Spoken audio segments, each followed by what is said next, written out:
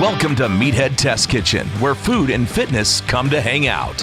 Nutrition, training, and life. It's all fair game on Meathead Test Kitchen. Welcome to Meathead Test Kitchen, powered by Little Movements Apparel. You can check them out at littlemovementsapparel.com. They are legit if you are looking for activewear, athleisure, either one. If you like to either wear it to the gym or just wear it around the house, it's cute, it's comfortable, it's affordable. They have you covered. The owners, Lindsay and Marissa, they're a couple badass lady bosses that share our mantra of women empowering each other because we can all win. So check them out, littlemovementsapparel.com. Use our code MEATHEAD at checkout and save 20% on your entire order. Boop, boop. Uh-huh. Thanks, Little Movements. For real, they're awesome. You should go check them out. Are you wearing the right shoes when you work out? A lot of people aren't. Which side are you on? Are you on the proper shoe or the improper shoe? We're going to talk about that. What shoes should you be wearing so you don't feel like shit during and after training? We're going to talk to you about training at home because, of course, we're living in the time of COVID. You kind of have to plan for these things, especially if your gym's not open yet. Yes, you do. So we'll teach you what you need, and we're going to teach you a couple of tricks to feed yourself something healthy when you're in a hurry. If you've got 30 minutes or less to cook and shove some food into your face hole, well, we've been there many times. Frequently. I'm all about daily. fast and simple. Yeah. Not fast and loose, fast and simple. There is a difference. So if you've got 30 minutes or less, we're going to help you out there. We've been there, and we can help you stock your pantry so you don't leave yourself hangry and late. Because that's the worst. No one wants to do that. No, it's bad enough when you're pissed off that you're late somewhere, but you're going to show up hungry too. Right. Ugh. No thanks, pass. Yeah. Hard pass. That's how murders happen. I mean, let's be honest. Right. That's how murders happen. So let's talk about shoes. I love shoes. Ogling them, buying them, wearing them, everything but giving them away. But not all gym shoes are created equal, and you shouldn't be wearing running shoes to lift weights in, and you most definitely shouldn't be doing it the other way around either. This is a really common mistake I feel like people make. Yeah. I agree. When you step into the gym, you buy shoes and you're like, oh, a running shoe. That's going to be a good, well-rounded shoe. Okay, so in theory, yes. But the bottom of your running shoe literally is rounded. Yeah. That you don't want that when you're deadlifting because it gives you an uneven base. Yeah, you're leaning forward. It's designed to be comfortable when your heels are pounding into the ground. Yes. And that's not what you're doing. You're trying to screw your feet into the ground. Yes, you are. So look at your shoes. When you're getting ready to lift, if you're going to the gym and you're just doing bodybuilding movements, like if you're doing a push-pull day, that's fine. You can wear your running shoes to the gym. If you're going to do a leg day, you don't want to be doing weighted lunges on running shoes. You most definitely don't want to be doing deadlifts. And for the love of God, please stop squatting and cleaning in running shoes. Yeah. It makes my knees hurt every time I see it on Instagram. Why does my form feel weird? Because you're leaning forward because you have a heel in your shoe. Yes. You're wearing running shoes. Don't wear running shoes to lift in. It's if you can't afford it, fine. That's okay. Make do with what you have for the time being. Take them off. Honestly, it's better to You're go wearing barefoot. socks. Yeah. Like I before I ever bought lifting shoes, I just take my shoes off. Yeah. Because you need to feel that contact and that solid foot on the ground. Yeah, I mean, if you're going to pick up 300 pounds off the floor, you want to make sure that you have your entire foot on the floor. You need that foot to ground connection, and that requires you to have a flat-soled shoe. So on the cheap end, like if you want to go bare minimum flat sole shoe, you could do Keds. You can do Vans, Chucks. Everybody has a fucking pair of Chuck Taylors in their closet in 2020, I feel like. Chucks are great deadlifting shoes. They're great squatting shoes. They are super flat. If you have wide feet, though, that might be an issue. Yeah. We can talk about that in a second because my husband has wide feet, and oh my God, it's been a bitch to find training shoes for that man. I'm telling you. So get a flat-soled shoe. Don't look at running shoes unless you're like planning on doing a lot of cardio. Because with a base level like CrossFit shoe, you can do some running in them. You can jump in them. You can do everything in them. They're a cross trainer. They're made for all of that. Your knees and ankles will thank you. Yeah. For real. Yeah. Don't lift in running shoes, please. Because it's like deadlifting in quicksand. Yeah. It doesn't feel right. No. Like way long ago, the first time I ever did a deadlift, I only had running shoes. Yeah. I didn't even think about it, but I was like, why does this feel, it just doesn't feel quite right. I don't feel like I'm getting the pull that I could pull get. Didn't feel right. Yes. Yeah. And So I just started taking my shoes off, and it made all the difference in the world. And that's gross to me at a gym.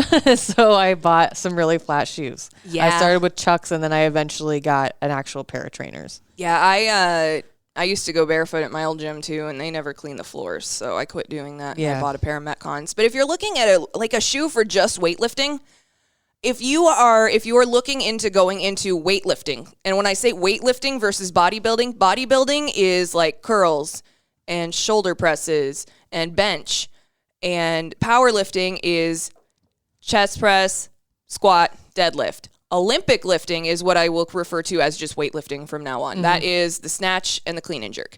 So if you're looking at a good weightlifting shoe, in no particular order, we suggest like the Nike Romaleo. I've had those. They're okay. They were a little tight on me. I wasn't a big fan. I have the Reebok Legacy Lifter now. Those are awesome. Not an ad, but those are great fucking shoes. Yeah. Reebok makes a mean CrossFit shoe, and so does Nike. Otherwise, a good cross-training shoe like the Metcon. And they have like 5 different types of Metcon now. I got the latest version of the Metcons, and they're the favorite pair that I've owned because I can't. The difference too between a straight like weightlifting shoe and a cross trainer is you can still run in them and it's not uncomfortable for short distances. Yes, like 400 to 800 meters. Like sprinting. Yeah. Yeah. Weightlifting shoes, those things have a wooden wedge in the back of them, and you cannot run in them. No. Yeah, no, you don't want to do that. Weightlifting shoes are kind of expensive. They'll run you about $200 to $250 if you can't find them on sale. Reebok does a lot of sales. So Nike does too. Nike does too. Yeah. Just look for like their last season cross trainer because I believe we're on like the Metcon 6 now and like the Nano 10. So look for like Nano 8 and 9. Those are great shoes. Look for the Metcon 4 or 5. My favorite personal training shoe ever is the Nike Metcon 2. I have like 20 pairs of them in my closet. Yeah. I just love that shoe. When you find a shoe you like, get more than one pair because you will burn through them. And I found once you find a shoe you like, these days they pump them out so fucking fast. Yeah, they change. It's like a phone. If you wait 6 months, you're not going to be able to find them again. So if you find what you like, figure it out and start looking at places like Poshmark for gently used or eBay or you can look even before. And they don't have to look kick-ass. No. The point is to be your support. They with need the to. ground. They need to fit you, right? They need to be able. It doesn't to mold matter your what foot, the color is. Yeah, color That's doesn't what I matter. mean. Yeah, they could be fucking mint green. I don't Yeah. give a shit. They feel good while I'm lifting. Cool. Perfect. If you have a wider foot, the Reebok Nano is a good way to go. Phil wears a size 10.5 4E. So he's got like his feet are so Pancake flat. feet. They're so flat, dude. I've been trying to get that guy to wear insoles for years. But if you're looking at Reebok Nanos and you have wider feet, that's a good way to go. The latest Metcons have been a little bit wider, but they're really tight in the toe box. I have narrow feet. That's not a problem with me. Nike usually does run a little more narrow. Reebok is going to run you a little wider, and they do run a little longer as well. So in Nanos, I usually wear a men's 9.5 because for some reason Reebok doesn't make size 10 in women. Or no, men's 9. Men's 9. I wear men's 9 in Reebok Nano and a 10 or a 10.5 in Metcons. Oh, so like that's a big difference. Yeah, it's like a half size difference. I guess I converted from women's to men's and back. Yeah. But yeah, it's one runs a little bigger. So go try Just some try on them before on. you buy them. Yeah. Otherwise, Chucks. Yeah, That's it. Chucks are great. Yeah, they're perfect. Or barefoot. Yeah, I've been known to do barefoot. I mean, like I said, I bought strictly cross-training shoes. What I thought were cross-training shoes, not because they market them as cross-training shoes when they're primarily for running. Yes. Is what I was buying, I guess is what I'm getting at. That was before I got my actual, if I forgot training shoes too, I just kick my shoes off. It's not awesome, but it's better than leaning forward in a running shoe. Like I said, I like the Nike Metcons that I have. I just bought them. They fit great. They're good for the sprinting elements that I do. And I feel like the Reebok trainers that I have at your house, the house shoe specials at MTK headquarters, I really like how they fit too. Those are Reebok Trainer 2.0s, and they think they're dead stock, but they're great. They're awesome. They're like a minimalized Nano. Yeah. I'd agree with that. Without all the bulk, it's not even bulky on the outside, but you know what I mean. They run a little wider too. Yeah. As far as running shoes, they're also a beast, and it may take a little bit more time to narrow down because specifically with your running shoe, you're going to want, everybody has different ankle support and different foot arch needs. And our feet land in different spots. Exactly. Like go do the treadmill thing at the running store. Yeah, that's what I was going to suggest that at the end of my spiel. Yeah. They all have different squish. They all have different ankle support, and they all fit differently overall. I honestly recommend getting fitted just so you know how your feet really are and the support that you're going to need, especially if you're going to be doing distance running.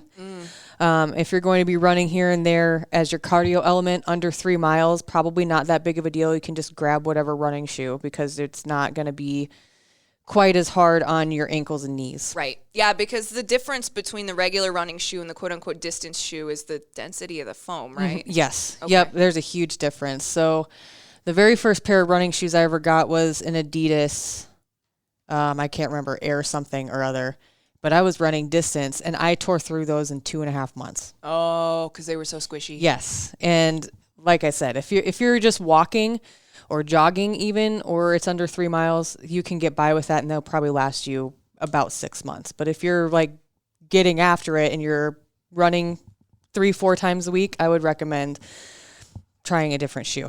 Yeah. If you're feeling any kind of discomfort in your running in your knees or your ankles, it could be your joints, or it legitimately could be the wrong type of shoe for you. And like at that point, it's just time for new shoes. Running shoes don't have to be super expensive, and you're going to burn through them faster than you think. I go through probably 2 or 3 pairs in a year, like at the minimum. Depends on what I'm training for. Like if I'm distance training, I went through 3 pairs of shoes last year. Yeah.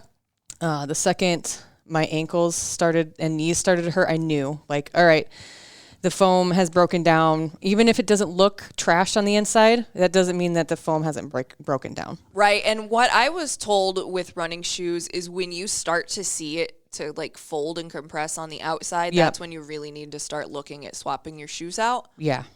Yeah. And you'll feel it. You'll feel it. You'll know. You'll get to 3.5 miles and you'll be like, oh, I guess I got to call it for the day because my knees randomly hurt when they never hurt before. And change your shoes and you'll be like, oh, that was it. My shins, when my shoes are ready, my shins hurt so bad. Yeah. That's when I know. If I have shin splints, it's time for new shoes. And please replace your shoes when you need to. Like, don't just keep pushing through it because it'll only cause you more damage. Yeah, absolutely. And you don't want to take time off if you're training for something because you pushed it too hard and the shoes that were like ready to be thrown in the trash. Yeah. Not even thrown in the trash. You can walk around in them. You can still wear them. Like, they're good, like, casual shoes. I'm wearing my half marathon shoes right now with a hole in the top. I mean, like, they work just fine, but I can't run in them anymore. Yeah, you can still wear them. Like, they're not done. You don't have to trash them. You just can't wear them for that function anymore. Exactly. If you are worried about the price aspect of running shoes, you can check out places like Shoe Carnival. Yeah. After you go get fitted first, go to a place that's going to get you situated first and see what they say. If you have sticker shock, you don't have to buy anything. Thank them for their time. Maybe grab something small, $5-10, grab some socks, tell them thank you.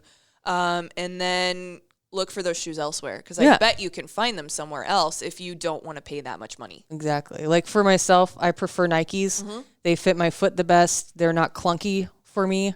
And I've got really, really long toes but narrow feet. Me too. And so it's weird. It's hard to find a shoe that's wide enough in the toe box but narrow enough for the rest of my foot. So that the back of your foot doesn't slide, but your toes can splay while you're running. Exactly. Yep. And Nike is what works for me. I have tried Adidas, like I mentioned. I burned through them too fast. I've tried Asics. I didn't like how heavy they were, and I think it was the type of running shoe I got. It was trail. It was a trail hybrid. I didn't really like that. I've got a lot of running friends that swear by Brooks. Hoka's. I see a lot of, like, I was in a running group for a while, and then like 3 of the 6 of us had those. Like I said, it's trial and error. You have to be able to find what works for you and what's the most comfortable. And any running store will help you get a good fit for a running shoe. Yeah. They'll give you a run test at some places, or they'll do whatever metrics they use to help fit you properly. Locally, Peak Performance, Red Wing Shoes, and Rudolph's come to mind for places that'll do that for you. Yeah, that's something that you don't want to skimp on. Don't fuck around with your shoes. Your shoes are really important. I mean, it's the foundation of every movement you're going to do.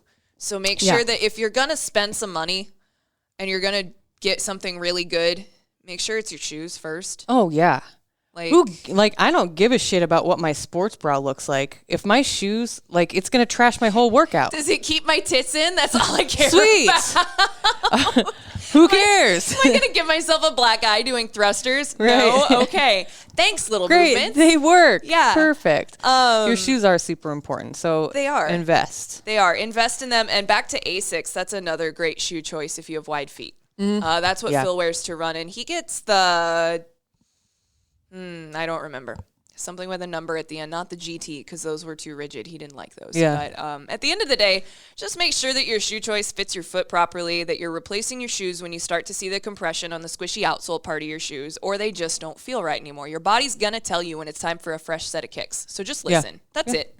It's just like anything else. Just listen. Listen to your body will tell you. Listen to your body. I'm just waving my arms around like a fucking hippie in here. God, I'm glad we don't record video so people can't see me act like a jackass. You can only listen to it.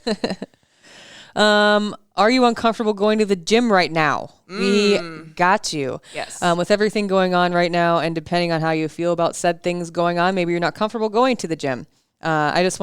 We wanted to take a couple minutes today going over a few of the basic essentials to invest in to get the most of your workout at home experience. We'll throw up some links on meatheadtestkitchen.com and a link to our Amazon page as well. Yes, we'll put all that up for you. Working out at home can be as minimalistic or as complicated as you want it to be. Start slow because home workout gear is expensive. So build your arsenal slowly. And get a bunch of different stuff. Definitely diversify on this. Because if you're working out at home, odds are you'll get bored quick. So you want to either find a bunch of videos to go along with or get a decent baseline of equipment so that you have some variety built into your workouts. Yeah. I put down dumbbells. If you're moving from strictly you're just doing body movements, that works fine. But if you're ready to take it to the next level, invest in a few dumbbells. While they're not necessarily difficult to find right now, they were a few months ago. Depends on what weight you're looking for and where you're looking. Body weight exercises are fine to get the job done in terms of moving, but if you're wanting to take it and not have to do 25 reps and add some weight to it, make it a little bit more challenging to yourself, they're a good investment. That's the downside of body weight movement is that it requires a ton of them. So places you can find dumbbells off the top of my head, places that I found dumbbells in the last couple months, Walmart, Amazon, and Target. Shields has them locally. Every now and then, check their store finder. They'll tell you their inventory. Play It Again Sports. Play It Again Sports. The only downside about Play It Again is you have to actually go into the store. Yeah. So that was the biggest hindrance about buying from them for me is I didn't want to go anywhere. Yeah. Who else has them? Facebook Marketplace is a great place to look, but be aware that people are price gouging right now because they're taking advantage of people who are looking for the things that they need for home. I'm not going to say anything bad about resellers because my husband's a ticket scalper, but these people are fucking taking dumbbells that you can pay $1 to $1.50 a pound for retail price and marking them up to $2 to $3 a pound for rubber hex dumbbells. Don't pay that. You should not be paying $40 for two 10-pound dumbbells. Unless the shipping is free.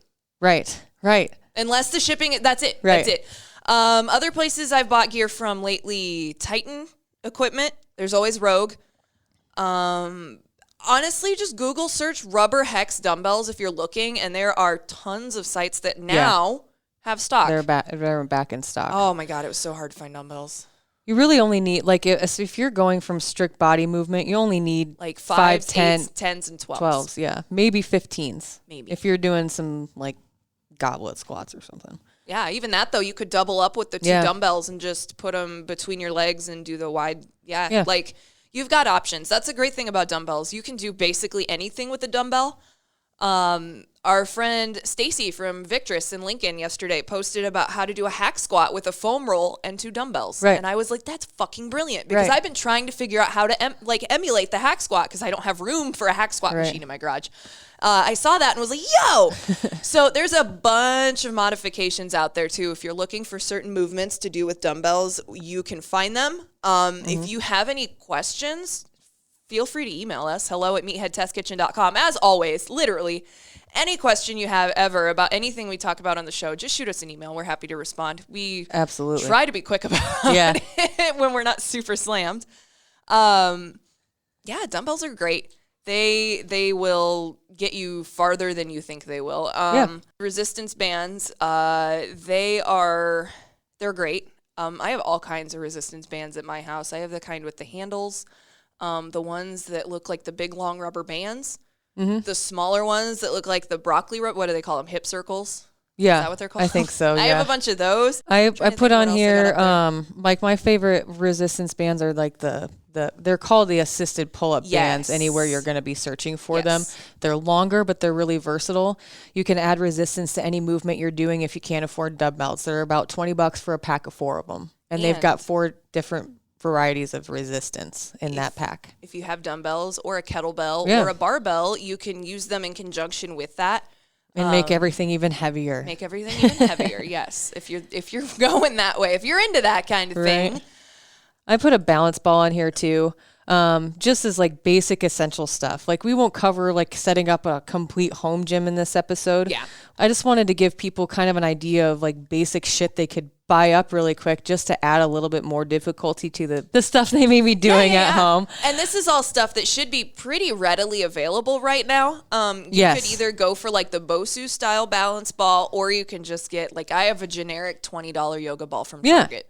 And you can do a ton of different stuff on there. Legs, abs, arms. You can work on your handstands. Exactly. Like and they're like $10-$20. Yeah, they're really inexpensive. And I've noticed Target runs a circle coupon like every 4 to 6 weeks where it's 10 to 15% off, and then you get your 5% off with your Target card. Yep. So put that stuff in your cart on your watch list now if you don't want to spend full price on it, and in a couple of weeks it'll probably have some sort of a cartwheel or a circle offer. Yes, and they will bring it out in the drive up. Yes, they will. Even if it's 30 pounds. Yes, they will. And it's a high school student. Yes. And she struggles to throw it in the back of your truck. That poor girl. Kettlebells are great. I'm really just trying to think of like what baseline stuff we use. An ab mat. An ab mat would be great for sit-ups. I got my ab mat for like $12 on Amazon. Yeah, I found one on Marketplace for like 10. If you keep your eye out on Marketplace, stuff will come up randomly. Like you got to watch it like a hawk, though. If you're looking for something, and sometimes it'll send you notifications. Right now, it's not as bad as it was probably 3 months ago, but there's deals out there. And if someone's like trying to get rid of their shit, they'll probably haggle with you. They will. Let's talk about an obvious one, a treadmill. If you want to do some running, treadmill on Marketplace is the way to go. Like if you have $500 or less to spend on a treadmill, just go look at Marketplace. But you can find all sorts of shit on Marketplace. Oh hell, right dude! now. I was looking for an assault bike. I found one. The lady had just changed the listing. It was $25 first of all. Normally they're $200 to $500. Yeah, depending and she was on the like, model. "Come pick it up, and you can just have it." Like sometimes people are just trying to get rid of stuff. Yeah. So if you're looking for something, just keep an eye out. You can find good deals. Otherwise, places like you said, Target, they run ads and stuff on them quite frequently. It seems like lately. The big equipment, you're definitely going to want to check places like Marketplace and Craigslist. Yeah, dude, I got my air bike for $100. And the guy was like, well, the pedals are clicking and I can't get it to fix. And I was like, okay. So I took it home, watched a Google video, bought a couple of things on Amazon and some Loctite, and figured out how to fix the pedal mechanism in the middle of the bike. I spent $115 total on that bike that runs like $500 retail. Like exactly. If it's a little bit of a fixer-upper, if you're comfortable with doing that, fuck it. Pay the price and run with it. Yeah. Because you're getting a steal of a deal. Yeah. Use YouTube. And sometimes people don't know what they have either. So if it seems low, it probably is. Buy it. Yeah. I don't want to take advantage of people, but right. a deal's a deal, man. Exactly. A deal's a deal. I I'm not sorry about that. Yeah, so you can check out our link on meatheadtestkitchen.com. We'll have our Amazon affiliate page up very soon with all of that info for you. And when it comes to feeding yourself something healthy when you get home from working out, sometimes you have to be quick because you've got kids or you've got job stuff or whatever you have. I mean, life is coming at you fast right now. Yes. So a lot of people don't choose to eat healthier because they think it takes a lot of time. But it doesn't have to take you an hour to make a nutritious, balanced meal. It does take some planning ahead by stocking a couple pantry staples to make sure that future you is a winner. But when it comes to making a meal in a hurry at my house, it's either I make something or we're going to have instant ramen, which there's nothing wrong with instant ramen. I love instant ramen. But it's not always the most nutritious choice, and it's fucking loaded with salt. Yes, it is. So enter the Instant Pot. Do you have chicken in your freezer? Do you have salsa in your pantry? Odds are probably pretty good that you might. How about some lettuce or rice? If you have those couple of things, boom, you've got a meal. Instant Pot salsa chicken, it's my ace in the hole when I need to make a meal in a hurry. And you can use it in anything. You could use it on tacos or fajitas. You could throw it on a bowl of rice, a bed of lettuce. You could top it with cheese and sour cream. You're set. That's like, you can do anything with it. Yeah, it's really versatile. It is. It's great. And to make it, all you need to do is throw the chicken, the salsa, and a half a cup of water in the Instant Pot. Put the lid on, seal it, set it for 17 minutes on high pressure. By the time you cook your rice or you find tortillas or dig that bag of lettuce out of the fridge, the chicken's done and you're eating dinner. That fast. Like, for real, less than 30 minutes with And prep. you can walk away from it. You can. You don't have to sit there and yeah, you don't do anything. I own 2 Instant Pots. I run them simultaneously sometimes, and my house is not blown up yet. Your Instant Pot probably won't explode. When you see those pictures on Facebook, those are stovetop pressure cookers that are exploding. Yeah, I didn't see those, so I was like, I don't follow. Dude, there's one where like the lid of the pressure from the lid coming off shot the pan into the glass top stove and caved it in. Yeah. And then the lid jettisoned into the fucking ceiling and it's like stuck like a pencil. Yeah. Frightening. I would shit my pants if that is happened not in what my will happen if you kitchen. use an Instant Pot. No, That's using a stovetop show. Yeah, that's using a stovetop pressure cooker. Instant Pots are super safe. Yes. As long as you remember to put the ring on the lid and seal it, your food will not get burned and it will not explode. Macros for this recipe: 32 grams protein, 1 gram fat, 7 grams carbs. That's just for the chicken and the salsa. For this recipe, I used a generic medium chunky salsa like Pace or Hy-Vee or Target or whatever. 170 calories a serving. Not bad. No. I mean, that's for chicken. Chicken's great. That's your protein element of whatever meal you're going to have. Perfect. And a little bit of veg. Exactly. Yeah, you can find the full recipe at our website, meatheadtestkitchen.com, under recipes, or just search salsa chicken. If you ever need to find something on the website and you don't know where it is, there's a search bar, so just type it in. I have it set up so that it'll actually find it for you. I just recently hacked turkey sliders because I wanted some game day food that was easy, super quick. Yep. They're delicious. Like, oh my God. I only made half of a recipe. You could make double, whatever. I got the Pepperidge Farm Hawaiian sliders as my base. I was not personally a fan of the sweet and the savory. Really? No. Is it the onion? I think so. Okay, I get that. So if you don't want sweet with your savory, just get a whole wheat. They've got the whole wheat ones. A generic slider bun. Exactly. They come in packages of 12. I only made half. You'll need, just go get to the deli counter, grab a pound of your favorite turkey or chicken so you've got some left over. Fat-free or reduced fat cheese, Greek yogurt, and onion dip seasoning. I put fried onions on ours because I wanted some crunch. You'll need light butter and everything seasoning. Everything seasoning. Oh my God. Literally can be used on everything, and it's delicious. If you don't like onions, you won't like it. Yeah, but, it's pretty oniony. I mean, it's just the topping that they put on an everything bagel. So yeah, it's got the poppy seeds, it's got the sesame seeds, it's got the onion. There's some garlic salt in there, I believe. I put some of that shit on my eggs earlier before we came in here. Yo. Legit. So good. You can find it at, I get mine at Anywhere. Trader Joe's, but I think you can get it anywhere now. Yep.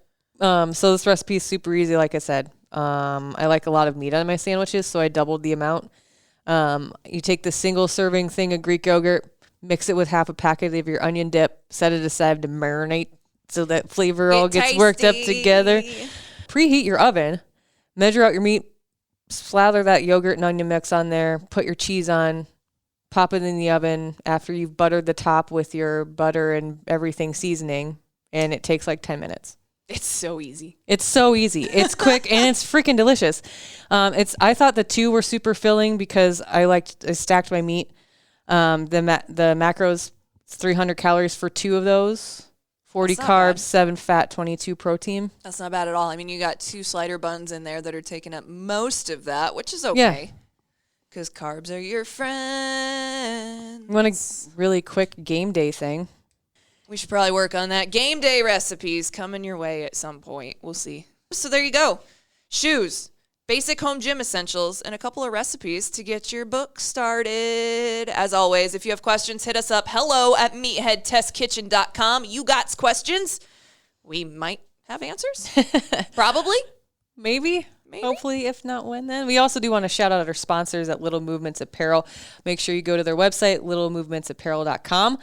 They just did a restock, and the new prints are freaking awesome. I want one of everything. Yes. All the sweatshirts, all the bras, all the leggings, all of it. I want all of it. The Shibori dyed sweatshirt that they released. Oh my goodness. Yo. And if you don't feel like going to their website, make sure you check them out on Instagram at Little Movements. And when you go to checkout, use our code MEATHEAD to save 20% on your entire order. MEATHEAD, Meathead, go. Boop, I don't know. Boop, boop. littlemovementsapparel.com. We need to go and buy everything. I just bought a new pair of leggings from them last night. saw. Yeah, those were awesome. They're great. And they're wonderful people. They are. They're super great people. So thank you, Lindsay and Marissa. You guys are great. Meathead Test Kitchen. Out. Join Sadie and Sausha every Monday, helping to make your fitness and nutrition journey suck less. MTK.